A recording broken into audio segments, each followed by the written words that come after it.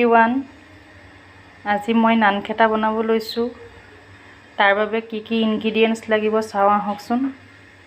মই এবাটি ময়দা লৈছো, এবাটি গুড়ি চেনি লৈছো, এবাটি ৰিফাইন লৈছো আৰু এয়া মই লৈছো বেকিং পাউডাৰ আৰু এয়া মনোৰমা ঘি লৈছো। আহকচোন মই কেনেকৈ বনাই চাই যাও। প্ৰথমে মই এয়া ৰিফাইন খিনি দিছো আৰু 2 চামুচ এয়া মনোৰমা ঘি দিছো।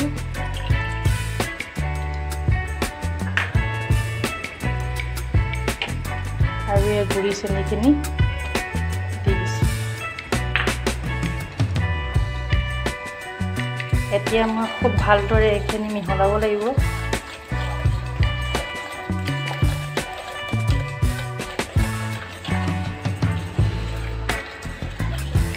খুব ভালদৰে মিহি কৰিব লাগিব।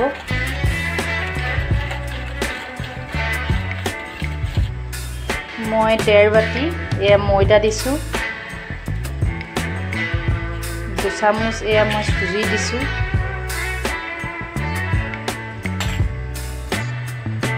1 চামুচ মই বেসন দিছো। বেসন দিলে খাবলৈ খুব সোৱাদ হয়। আপোনালোকে নিদিলেও কথা নাই,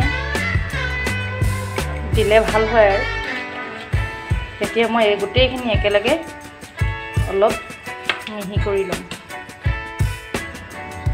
আৰু অকণমান মই এই বেকিং পাউডাৰ দিছো।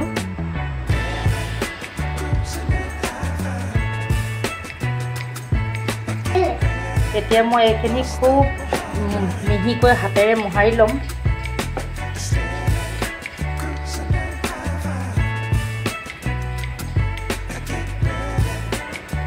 এইখিনি খুব ভালদৰে মিহি হ'ব লাগিব যাতে আমি ডোগিটা বনাওতে একো অসুবিধা নহয়। যিমান পাৰে 5 মিনিট মান এনেনে মুঠি থাকিব। যিমানে মুঠিব সিমানে বস্তুটো সফট হ'ব আমাৰ নানখেতাটো। মোৰ মুঠা প্ৰায় হৈ গ'ল। আপোনালোকে এটা এনেকৈ গোটা কৰি চাব। যদি গোটা বান্ধে তেতিয়া জানিব যে আমাৰ মিশ্ৰণখিনি হৈ গ'ল। মোৰ এই মিশ্ৰণখিনি প্ৰায় হৈয়ে গ'ল। এতিয়া মই এটা এটাকৈ ডো বনাম।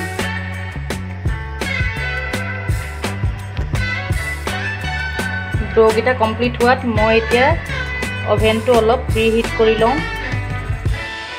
মই এখন বাটাৰ পেপাৰ লৈছো। এই বাটাৰ পেপাৰ নাথাকিলে আপোনালোকে নৰ্মেল পেপাৰ ল'লেও হ'ব। তাত অলপ ৰিফাইন সানি দিলেই হ'ল। এতিয়া মই এটা এটাকৈ এই প্লেটখনত দি গৈছো।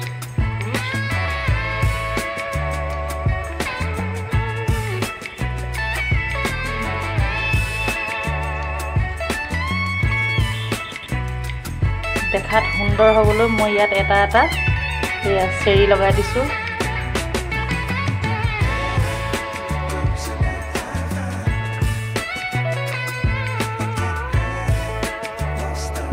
মোৰ নানখেতাখিনি প্ৰায় হৈয়ে গ'ল। এতিয়া মই অলপ অলপকৈ এইখিনি অভেনত বেক কৰিম।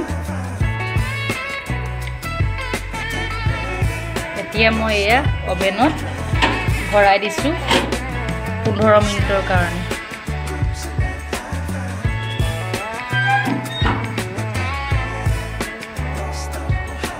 মোৰ নানখেতাখিনি বেক হৈ গ'ল। এতিয়া মই ঠাণ্ডা হোৱালৈকে থৈ দিছো।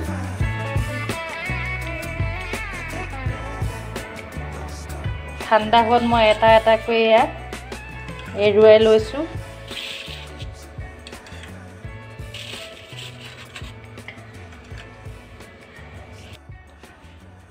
মোৰ নানখেতাখিনি ৰেডি হৈ গ'ল।